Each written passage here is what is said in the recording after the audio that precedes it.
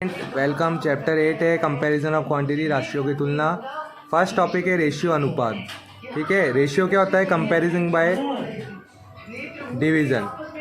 Has no unit, ratio की कोई unit नहीं होती, कोई इकाई नहीं होती, है ना।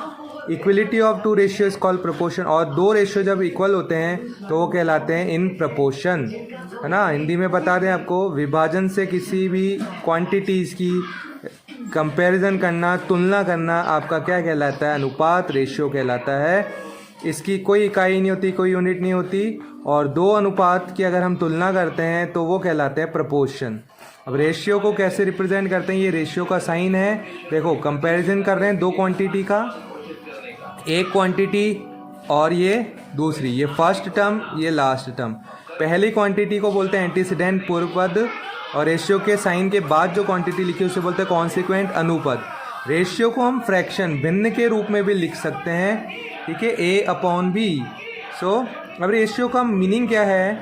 ये बताता है हमें कि एक जो क्वांटिटी है, ठीक है, दूसरी क्वांटिटी के कितने गुना है, कितने टाइम्स है, ठीक है। तो एक राशि दूसरी राशि की कितने टाइम्स है, कितने गुना है, ये हमें कौन बताता है? अनुपात बताता है, रेशियो बताता है। और ये जो हम टर्म बता रहे थे आपको, प्रपोर्शन, देखिए ये यहाँ पे शो कर रखा है, ये प्रपोर्शन का साइन है। ये दो रेशियो जब एक दूसरे के इक्वल हो, एक रेशियो तो ये है और एक रेशियो ये, एक अनुपात ये, एक अनुपात ये, जब दो अनुपात, दो रेशियो इक्वल हो, है ना, ये जब इसका साइन हटाओगे ना प्रपोर्शन का, तो इक्वल का साइन होता है। जब दो रेशियो इक्वल हो तो वो कहलाते हैं in proportion.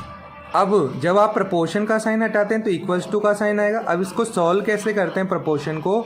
Product of extreme term, extreme मतलब आपके जो आखिरी पद जो दिए हैं, देखो ये और ये आखिरी पद कहलाता है, फर्स्ट और लास्ट टर्म।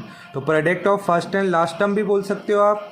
और प्रोडक्ट ऑफ मीन्स, मीन मतलब मध्य पद, ये सेकंड और थर्ड टर्म। तो मध्य पदों का गुणा बराबर होगा किसके? आखिरी पदों के गुणा के। यानी ए और डी का मल्टीप्लाई किसके इक्वल होगा? बी और सी के। अब है परसेंटेज, प्रतिशत। परसेंटेज का मीनिंग होता है फॉर एवरी 100, प्रति सैकड़ा, है ना। देखो ये दो वर्ड से मिलके बना है, पर और सेंटम। पर का मतलब होता है आउट और सेंटम का मतलब होता है 100। तो परसेंटेज का कुल मिला के मीनिंग हो गया out of 100। Okay, so represent by symbol, ये सिंबल है परसेंटेज का, ऐसे स्लैश बना के इसके आसपास दो ओ बना रखें। और अभी हमने डेफिनेशन में पढ़ा था आउट ऑफ 100, तो 7% का मतलब है 100 में से 7। ओके, ये जो न्यूमरेटर है, अंश है, ये रेट परसेंटेज को, प्रतिशत दर को रिप्रेजेंट करता है। और ये जो डिनोमिनेटर हर है, ये परसेंटेज, प्रतिशत को निरूपित करता है ना, शो करता है, रिप्रेजेंट करता है।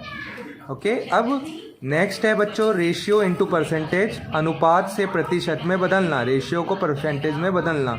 ये रेशियो दिया हुआ है, अभी हमने पढ़ा था हम रेशियो को फ्रैक्शन में, भिन्न में भी लिख सकते हैं अनुपात को, रेशियो को, तो हमने लिख दिया।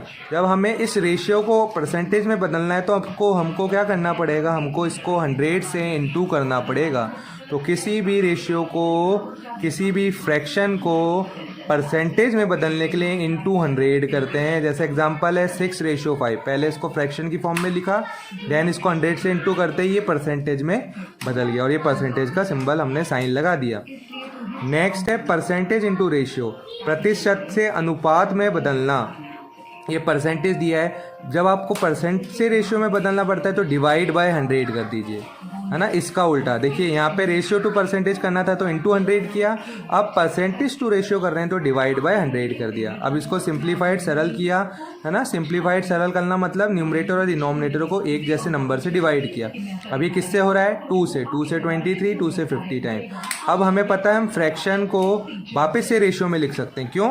क्योंकि जब हम रेशियो को फ्रैक्शन में लिख सकते हैं तो इसका उल्टा भी कर सकते हैं, वापस से फ्रैक्शन को रेशियो में लिख सकते हैं। देखो यहाँ से देखिए आप, ये न्यूमरेटर था, ये बनेगा एंटीसीडेंट यानी पूर्व पद, ये न्यूमरेटर एंटीसीडेंट यानी पूर्व पद बनेगा, और फिर रेशियो का साइन। और ये जो डिनोमिनेटर है कॉन्सिक्वेंट बनता है आपका, यानी अनुपद, तो ये जो आपका डिनोमिनेटर है वो क्या बन जाएगा? कॉन्सिक्वेंट यानी अनुपद। तो इस तरह से आप परसेंटेज को रेशियो में बदल सकते हो, प्रतिशत को अनुपात में बदल सकते हो। अब नेक्स्ट है फाइंडिंग द इंक्रीज और डिक्रीज परसेंट, बढ़ी या घटी प्रतिशत, है ना, ज्ञात करना। देखो इंक्रीज परसेंटेज ये कब काम में आता है, जैसे आप कोई मार्केट से ना प्रोडक्ट परचेज करके लाते हैं, है ना, तो आज मान लीजिए आप वो 10 रुपीज़ का लेके आते हैं, कुछ समय बाद क्या होता है उसके प्राइस में कुछ परसेंटेज इंक्रीमेंट हो जाता है, कुछ प्रतिशत दर उसकी बढ़ जाती है ना। तो जब उस तरह की जब प्रॉब्लम्स होती हैं तो आप ये फॉर्मूला यूज़ में लेते हो इंक्रीज परसेंटेज का। तो इंक्रीज परसेंटेज का फॉर्मूला है increase quantity upon original quantity into 100, और परसेंटेज निकाल रहे हैं तो यहाँ परसेंटेज का साइन, बढ़ी हुई राशि और जो ओरिजिनल राशि है आपके, है ना, इनटू 100, तो ये आपके आ जाएगी बढ़ी हुई प्रतिशत।